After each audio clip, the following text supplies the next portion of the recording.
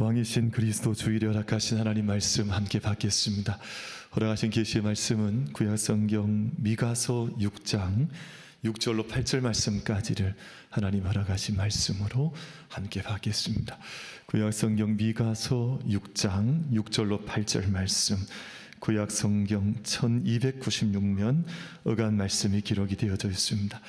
이제 말씀을 더 찾으신 줄 알고 말씀을 봉독하겠습니다. 말씀 앞에 아멘으로 화답하는 큰 은혜 우리 모든 예배자들 가운데 임하시기를 소망합니다. 말씀을 봉독하겠습니다. 하나님의 말씀입니다. 내가 무엇을 가지고 여호와 앞에 나아가며 높으신 하나님께 경배할까? 내가 번제물로 1년 된 송아지를 가지고 그 앞에 나아갈까?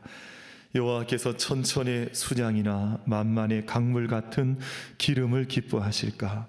내 허물을 위하여 내 맏아들을 내 영혼의 죄로 말미암아 내 몸의 열매를 드릴까? 사람아, 주께서 선한 것이 무엇임을 내게 보이셨나니 여호와께서 내게 구하시는 것은 오직 정의를 행하며 인자를 사랑하며 겸손하게 내 하나님과 함께 행하는 것이 아니냐.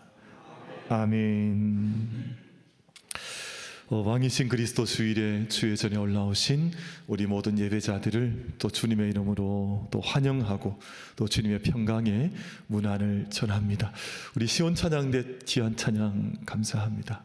그 시온 찬양대는 세월을 거꾸로 먹는 것 같아요. 아니, 왜냐하면 이렇게 찬양의 그 음색을 들어보면 그 평균 연령대가 한 20대쯤 되는 것 같아요. 잘 안 믿으시는 것 같은데. 그래서 오늘 이렇게 파트가 나눠져서 여성 파트에서 먼저 하시고 또 남성 파트에서 하시는데, 청년들이 와 계신가? 평균 연령이 얼마 정도 되셨습니까? 참 우리가 대화가 잘 돼요, 그렇죠? 벌써 우리가 20입니다 이러더라고요. 어쨌든 우리 참 이렇게 찬양이 우리 하나님께 올려드려지고 또 찬양이 우리 모든 예배를 이렇게 감싸는구나 하는 그런 감동을 받아서 얼마나 감사한지 모르겠습니다. 우리 찬양 받으신 하나님께 영광의 박수 같이 한번 올려드리겠습니다. 하나님께 감사드리고 우리 찬양할 수 있는 귀한 자리에 세워주셔서 감사합니다. 찬양대가 참 은혜가 이렇게 같이 흘러가니 얼마나 감사하냐 하는 생각을 해보게 됩니다. 20세기 건축가들 가운데 그 건축 전공하는 전공자들에게 가장 추앙받는 인물을 한 사람 꼽으라고 하면 프랑스 건축가인 르 코르비지에라고 하는 분이 있습니다. 이분의 이제 건축이 전 세계 약 7개 국가에서 17작품이 그러니까 2016년 되었을 때 그 세계 그 유네스코, 그러니까 세계 문화유산으로 등재가 됐습니다. 그러니까 엄청나죠. 왜냐하면 이게 평생에 어떤 한 지역 또 한 어떤 자리 한 건축이 유네스코의 인정을 받는 것도 대단하다고 하는데, 한 사람이 17개의 그 유네스코 등재가 되었어요. 그 건축물들이 제가 보니까 우리 성도님들 거의 잘 놀라지 않으세요? 이게 한 사람이 막 유네스코에 올리든 뭐 170개를 올리든 나와는 관계가 없다. 근데 이분이 작품이 참 대단해요. 그래서 그 유니테 다비타시옹이라고 하는 건축물, 그리고 프랑스에 있는 롱샹 성당이라고 하는 성당, 언젠가 제가 한번 이렇게 사진을 보여드렸던 기억이 있습니다. 그리고 사보아 저택, 이런 정말 이름만 대면 건축하는 전공자들에게는 참 이렇게 가슴을 뜨겁게 하는 건축물을 남기셨던 분이 이 르 코르비지에라고 하는 분이고요. 근데 이분이 이제 건축가들에게 이렇게 추앙을 받고 기념을 받는다면, 일반인들에게 가장 사랑받는 건축가로는 그 스페인 사그라다 파밀리아, 성가족 성당이라고 하는 성당을 디자인한 안토니 가우디라고 하는 분이 사람들에게 가장 또 많은 사랑을 받고 있는 것 같습니다.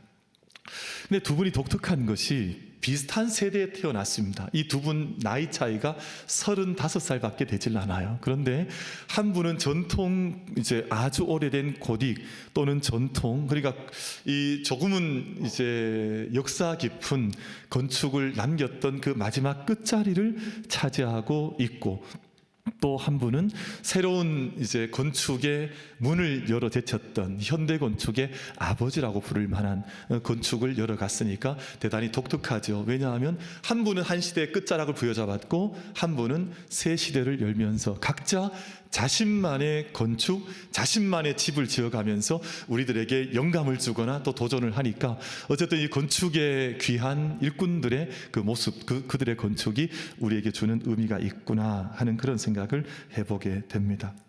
두 사람은 짓는 집의 재료도 많이 달랐습니다. 가우디는 건축 재료로 주로 돌을 사용을 했고 르 코르비지에는 현대 건축가답게 주로 콘크리트, 철근을 사용을 해서 건축을 했습니다.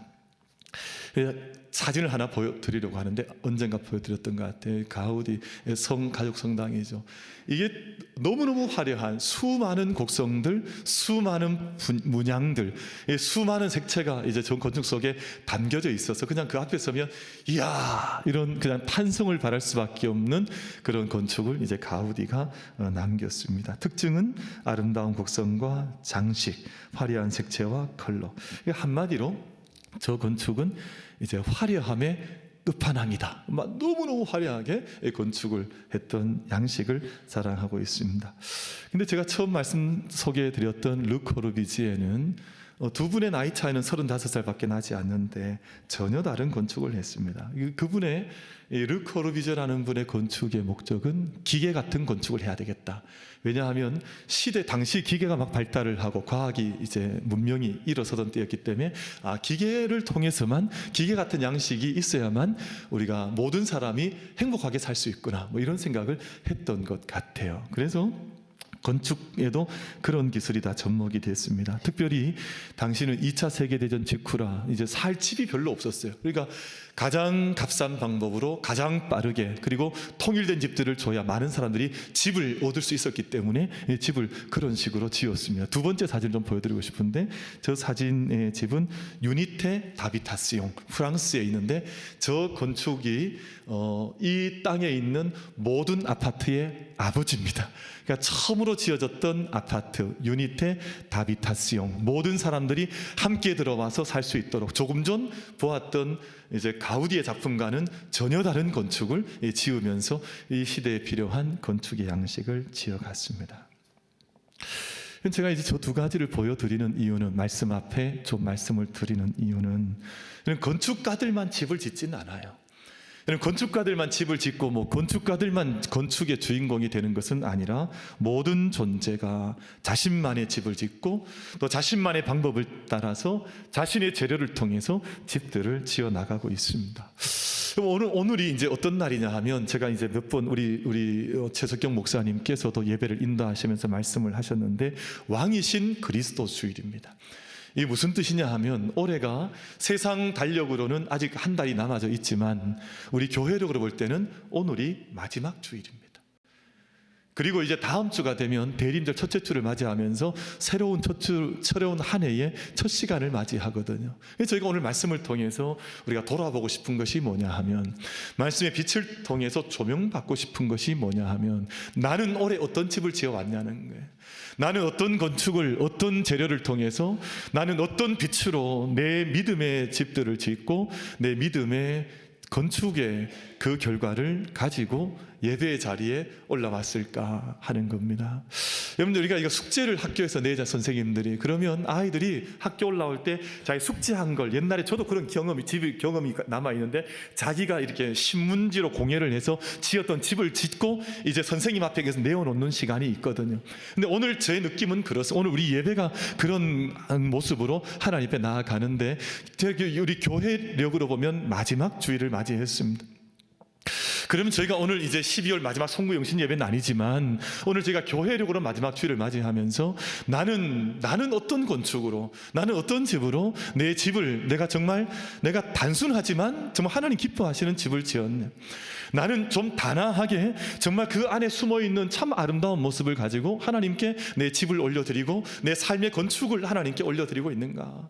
아니면 내가 정말 단단하게 그냥 넘어지고 그냥 끼어지고 허물어진 뭐 그런 건축이 아니라 정말 단단하게 흔들리지 않는 반석 위에 내 집을 지어서 하나님께 올려드리면서 나아가고 있느냐. 그럼 제가 어저께 이제 아파트 올라가다 보니까 아파트에 벽보에 뭐가 붙어 있냐 하니까 신고하라 그러더라고요.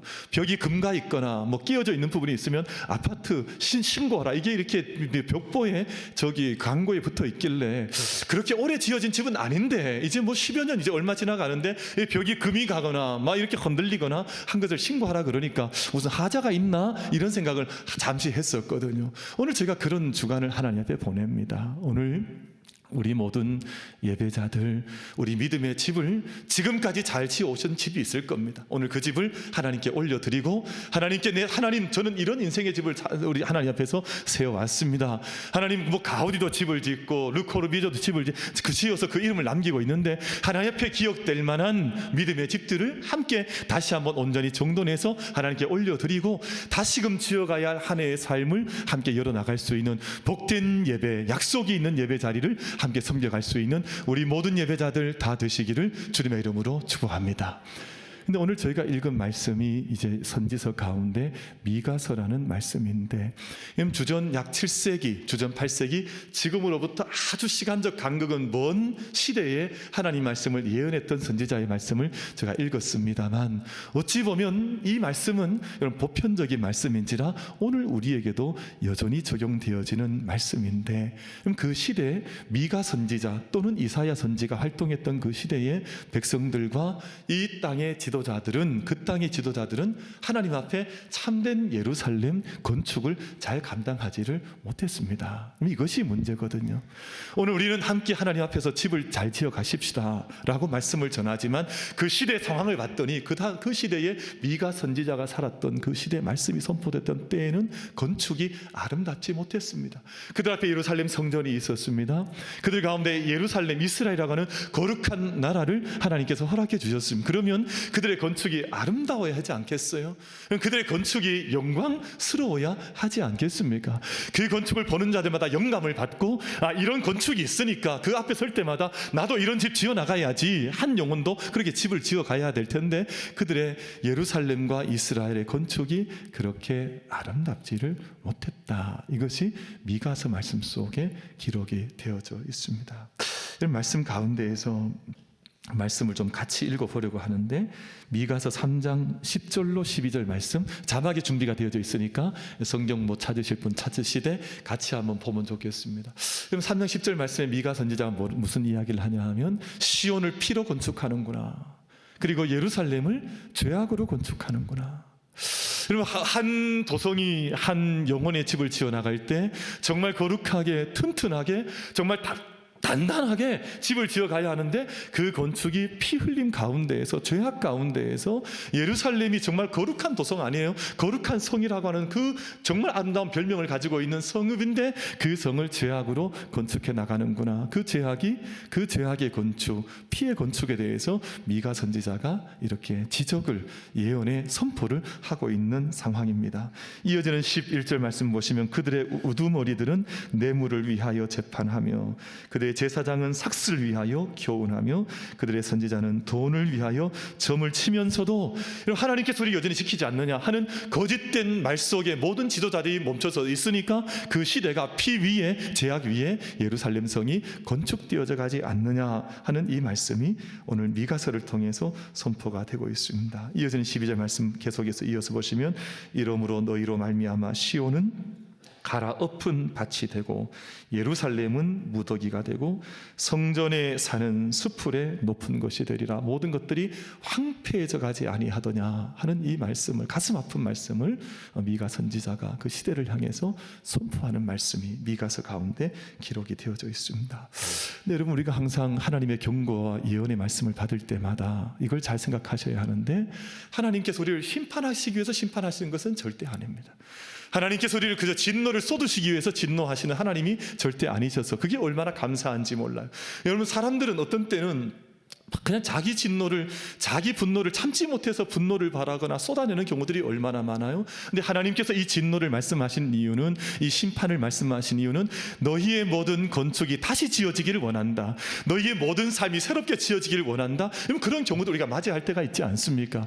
그럼 올 한 해 우리가 왕 대신 그리스도의 주일을 맞이하고 있는데, 지금까지 우리의 삶의 건축을 한번 돌아보시면서 오늘 이 귀한 예배가, 이 귀한 하나님께 나아가는 이 자리가 우리 모든 삶의 건축을 다시 고쳐 짓는, 다시 새롭게 짓는, 우리가 하나님께서 우리 가운데 어미하신 말씀을 하신다 할지라도 하나님께서 우리 가운데 그 말씀을 주시기 위해서 주시는 것이 아니라 우리 모든 삶을 새롭게 짓기 위한 리빌딩 하셔서 우리 삶을 온전하게 세우시기 위한 하나님의 뜻임을 알고 우리 모든 삶을 하나님께 의탁하고 새롭게 지어나가는 용기, 새롭게 빚어가는 은혜 함께 누릴 수 있는 복된 예배와 우리 모든 삶이 될 수 있게 되기를 주님의 이름으로 축원합니다.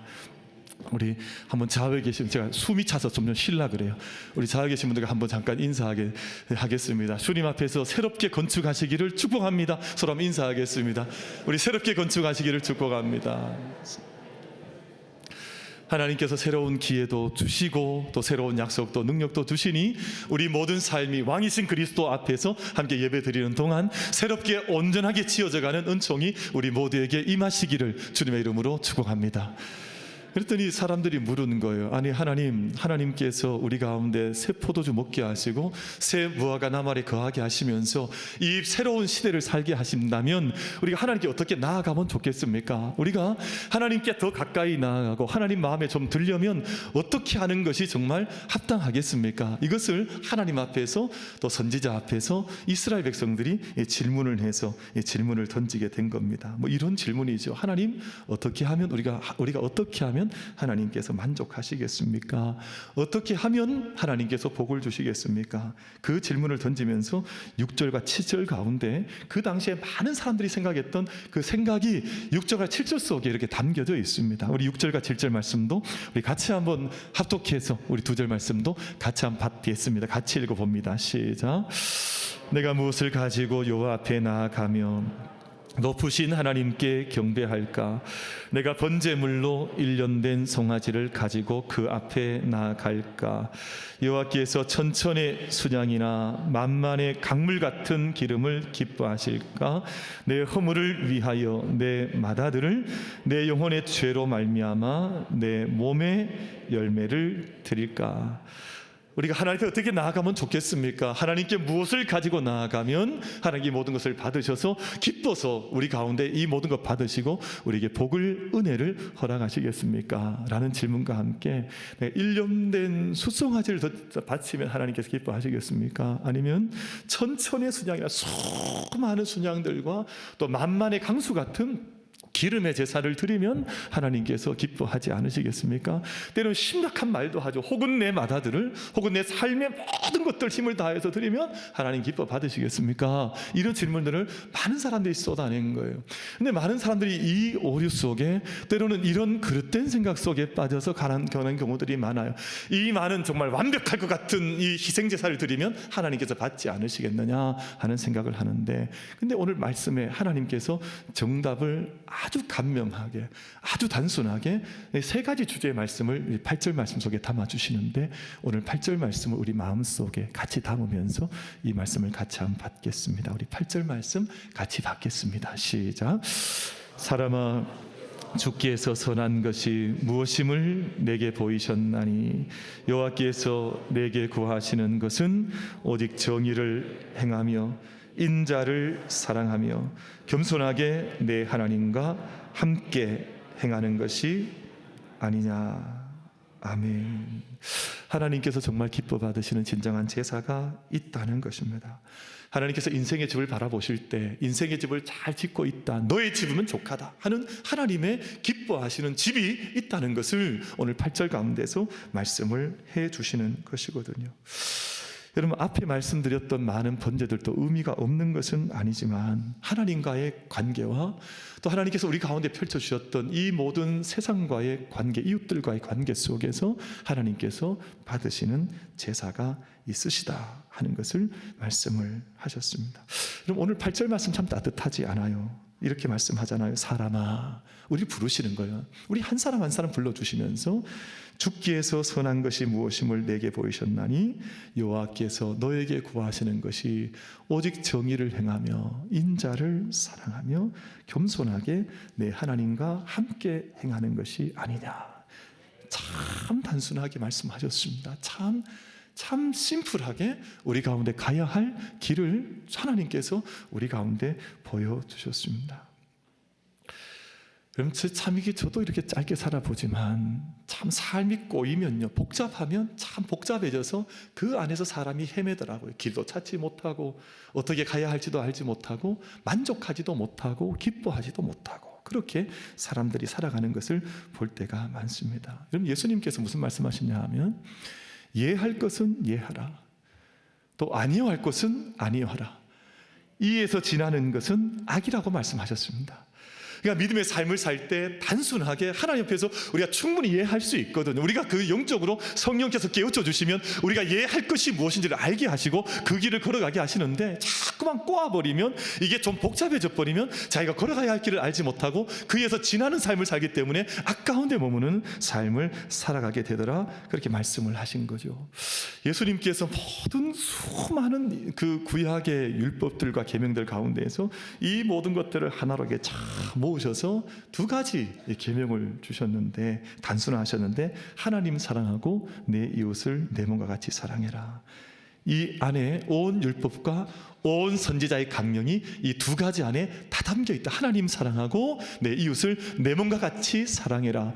여러분, 만민교회 우리 모든 사랑하는 가족들은, 우리 모든 예배자들은, 여러분 우리 믿음의 신앙의 과정에서 복잡한 집 짓지 말고요, 들어가면 어디가 어딘지도 알지 못하는 집 짓지 말고, 들어가면 자기도 출구가 어딘지, 자기도 어디가 어느 방인지 알지 못하는 그런 집 짓지 말고요, 단순하게 우리가 정말 단아하게 단단하게 하나님 믿음의 집을 지어가면서 하나님께서 기뻐 받으시는 그 삶의 제사, 삶의 집을 함께 드리고 지어갈 수 있는 우리 모든 만민 가족들 다 되어 주시기를 주님의 이름으로 축복합니다. 그래서 오늘 저희가 이제 마지막 교회력으로 보면 마지막 예수 그리스도, 왕 대신 그리스도의 주의를 섬기는데, 우리 모든 복잡했던 것들 하나님 앞에 좀 이제 맡겨드리고, 우리 모든 것들 단순하게 정리하고 단아하게 우리가 아름답게 꾸미고 단단하게 주님 앞에 성령께 우리가 의탁해서 믿음의 집을 다시금 강건하게 세워갈 수 있는 우리 모든 예배자들 다 되어지시기를 주님 앞에 우리가 함께 구하고 응답받을 수 있는 우리 모든 예배자들 되시기를 주님의 이름으로 축복합니다. 그것을 위해서 저희가 함께 세 가지 말씀을 좀 짧게 나누고 우리 말씀을 받도록 그렇게 하겠습니다. 제가 오늘 가장 고민했던 게 뭐냐 하면, 설교를 좀 짧게 전해야 되겠구나. 왜냐하면 제목은 단순하게 단하게 단단하게 해놓고 자꾸 설교가 길어지면 곤란하지 않을까, 이 고민이 마음속에 좀 많았거든요. 가능하면 조금 정리해서 말씀을 나눠보고 싶은데, 그럼 단순하게 하나님 앞에서 옳은 것을 단순하게 그대로 행하는 것입니다. 그럼 저희가 이렇게 하나님 말씀 받고 나면 이것을 이제 to act justly라고 표현하는데, 단순하게 정의롭게 행해라 라는 말씀이에요. 이게 무슨 뜻이냐 하면, 하나님께서 옳다 하시는 것에 자기 삶을 맞추라는 것입니다. 그런데 이것이 어렵지 않거든요. 근데 사람들이 하나를 말씀 받고 나면 처음에는 해야지 했다가도 머릿속에서 복잡해져요. 혹시 이대로 행하면 나한테 손해는 없을까? 혹시 이대로 하면 사람들이 나한테 다르게 생각하지 않을까? 머릿속에서 온갖, 좀 설교 용어는 아니지만 제가 언니가 누구한테 들었는지 재미있어서 드린 말씀이니까 용서해 주시고 들어주시면, 짱구를 굴리는 거예요. 짱구를 자꾸만 자기 머릿속에 복잡한 자기 생각하다 보니까 하나님의 법은 오간데 없어져 버리고 인간의 복잡한 것들만 남아서 단순히 정의를 행하지를 못하는 경우가 많은 거예요. 물론 마이클 샌델 교수의 질문처럼 정의란 무엇인가, 인간의 다양한 상황이 충돌하다 보니까 때로는 조금 복잡한 인간의 경우의 수도 없지는 않습니다만, 우리가 유불리 따지지 않고 손해보는 것 따지지 않고 사람들 평가 따지지 않고, 그럼 그렇게 하면 참 복잡해지는데, 단순하게 하나님의 의가 무엇인가를 생각하면서 그 순간들마다 단순하게 하나님의 뜻을 받들어 섬겨 나갈 수 있는 우리 모든 만민 가족들 되시기를 주님의 이름으로 축복합니다. 예수님께서요, 가늠하다 잡혔던 여인들을 사람들이 끌고 와서 예수님께 질문했잖아요. 이걸 어떻게 해야 됩니까? 이거 율법대로 죽이자 할 수도 없고 또 예수님 이거 용서하라 할 수도 없고 이게 어떻게 해야 되냐? 사람들은 이 일을 복잡하게 만들어 놨습니다. 사람들이 복잡한 질문을 풀 수 없는 질문을 던져놓은 겁니다. 근데 예수님께서 그 모든 시간들을 가만히 바라보시다가 사람들의 목소리를 다 들으시다가 땅바닥에 이렇게 앉으셨습니다. 그리고 뭔가를 땅바닥에 글씨로 쓰셨습니다. 그리고는 그 자리에서 이제 일어나신 후에 첫 번째 내놓았던 말씀이 너희 가운데 죄 없는 자가 먼저 돌로 쳐라. 모든 것을 단순화시키셨습니다. 그 순간 하나님의 마음이 임할 때 하나님의 마음대로 하나님의 마음이 내 가운데 임할 때 그 마음대로 그 말씀은 아마 그 순간 하나님께서 예수 그리스도의 영 가운데 임하셔서 주셨던 하나님의 뜻, 하나님의 정의, 하나님의 마음이었을 거라고요. 우리 만민의 모든 가족들 또한 저를 포함해서 우리 모든 예배자들이 세상의 요구들과 세상의 충돌은 아마 복잡하게 벌어질 겁니다. 그러나 그 모든 삶의 순간들마다 때마다 예수님께서 모든 것을 단순화시키셔서 정치적 외교적 수사 사용하지 않으시고 십자가의 길을 걸어가실 때도 자고 우면하지 않으시고 단순하게 그 의로움의 길을 걸어서 가셨던 것처럼 우리 모든 만민 가족들도 믿음의 집을 지어가는 동안 이것저것 덕지덕지 붙이는 것이 아니라 단순하게 믿음의 아름다운 집을 지어나갈 수 있는 우리 모든 예배자들 다 되어지시기를 주님의 이름으로 축복합니다. 그 집을 하나님께서 기뻐 받으시니 오늘 너희 가운데 있었던 덕지덕지 붙었던 것들 좀 내려놓고 포기하고 간명하게 단순하게 너희 인생의 집을 다시금 지어갈 수는 없겠느냐. 이것이 주의를 통해서 저들 가운데 주시고자 하는 주님의 첫 번째 마음이었습니다. 두 번째는 인자를 사랑하는 겁니다. 여러분 이 말씀은 대단히 좀 독특한 말씀인데 인자를 사랑하며 love mercy거든요.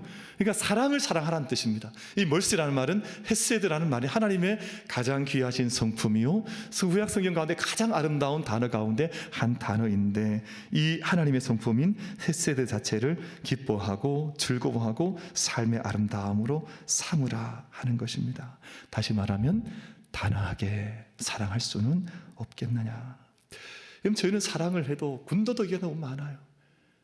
그냥 있는 그대로 사랑하지 않는 거예요. 조건 때문에 사랑하고 또 저 사랑하다가도 쉽게 포기하고 사랑인지 이게 자기 욕심인지 알 수 없는 많은 것들로 이제 더럽혀져 있는 오염된 것들로 사랑한다 하지만 때로는 부모님 사랑하는 것도 그렇게 하고요. 자녀 사랑하는 것도 그렇게 하고요. 나중에 네가 나한테 어떻게 해줄래? 지금 돌아올 것 생각하면 사랑하지 정말 하나님께서 가졌던 그 헤세드를 헤세드하는 정말 그 인자를 사랑하는 그 성품이 우리 가운데 없어진 채 우리가 자꾸 집을 지어가는데 그러니까 이상한 집을 짓고 있는 거예요. 사랑한다 하지만 하나님 별로 기뻐하지 않으시는 예루살렘 성전처럼 수많은 사람들이 사랑한다 하면서 거기서 동물 팔고 새 팔고 장사하면서 그런 집을 지어가면서도 하나님 여기에 사랑이 있습니다 하니까 내가 정말 사랑하냐? 하나님께서 그 질문을 우리 가운데 던지실 수밖에 없는 거지요. 그럼 단아한 이것은 그렇게 화려하지 않습니다.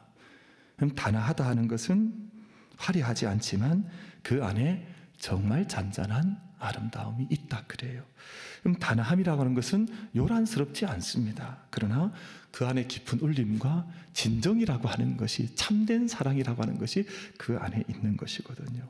우리 만민 사랑하는 모든 예배자들 안에 우리가 조용하지만 참된 격려, 조용하지만 참 용서, 조용하지만 우리가 단아한 섬김의 사랑이 우리 모든 만민 가족들 삶 가운데 이루어져서 우리 모든 믿음의 집들이 단아한 참된 사랑의 그 모습 속에 하나님께 드려지는 건축을 함께 해갈 수 있는 우리 모든 예배자들 되시기를 주님의 이름으로 축복합니다.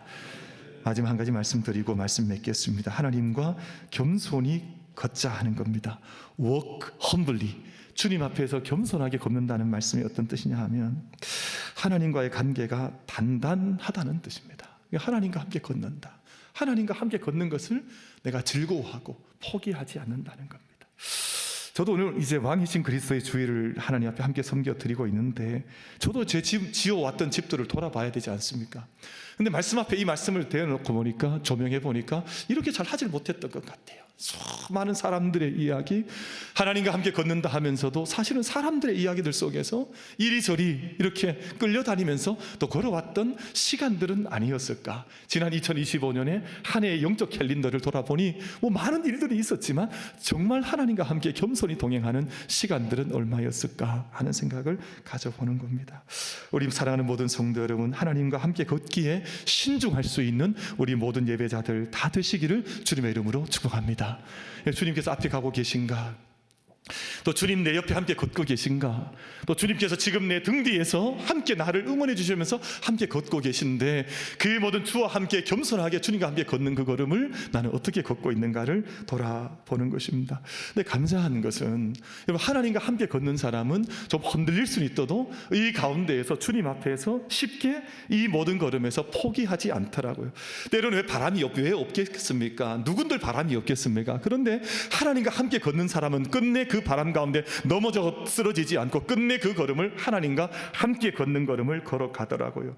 하나님께서 우리 가운데 우리가 감당할 수 없는 일을 명하시지 않으셨으면 저기 높은 산을 정복하라거나 아니면 수많은 업적을 우리 가운데 요구해서 나는 꼭 네 업적을 꼭 봐야 되겠다 이렇게 말씀하신 것이 아니라 너는 나와 함께 너 있는 자리에서 겸손히 나와 함께 동행할 수 있겠느냐, 그것을 하나님께서 우리 가운데 물으시더라 하는 것입니다. 여러분, 사랑하는 만민 가족 여러분, 저희가 마지막 시간이 되면 우리가 오늘 또 이제 캘린더로 마지막 시간인데 마지막 시간에 무엇을 자랑할 수 있겠습니까? 무엇을 내어놓아야 우리가 업적을 내어놓고 하나님 이만큼 일했습니다, 이만큼 산에 높이 올랐습니다, 이걸 자랑하는 것이 아니라 하나님 우리 가운데 물으시는 것이 너는 겸손하게 나와 함께 동행했었더냐, 이것을 물으신다는 것이 오늘 미가서 6장 8절 말씀의 내용인데, 저희들 이 땅 걸어가는 동안 주와 함께 겸손하게 걸어갈 수 있는, 나와 함께 걷자 하는 그 말씀 앞에 믿음의 집을 지어가면서 응답할 수 있는 우리 모든 예배자들 다 되시기를 주님의 이름으로 축복합니다. 이 세 가지 말씀을 짧게 나눴습니다. 우리가 단순하게 우리가 순종하자, 인자를 우리가 사랑하자, 겸손하게 걷자. 초대교회 소아시아의 감독이셨던 서머나 감독이셨던 폴리캅이라고 하는 사도 요한의 제자가 계신데, 이분이 그 당시로 보면 장수하셨습니다. 왜냐하면 86세를 살으셨으니까 당시로 보면 정말 이렇게 길게 장수하신 거였었죠. 근데 그때는 박해가 많았던지라 로마 총독이 어느 날 이게 마음에 들지 않았던 거예요. 그래서 잡아오게 해서 폴리캅 그 연세 높으신 어른 앞에 세워두고 한 가지 요구했습니다. 뭘 요구했냐 하면, 네가 만약 예수를 부인하면 내가 너를 살려주고, 오늘 만약 당신이 예수를 부인하지 않으면 이제 죽음을 면할 수 없는 그 자리에 당신을 세운다 했습니다. 그때 이 폴리캅 감독께서 어떤 말씀을 했냐 하면, 조용히 그리고 단단한 음성으로 이런 고백을 하셨다 그래요.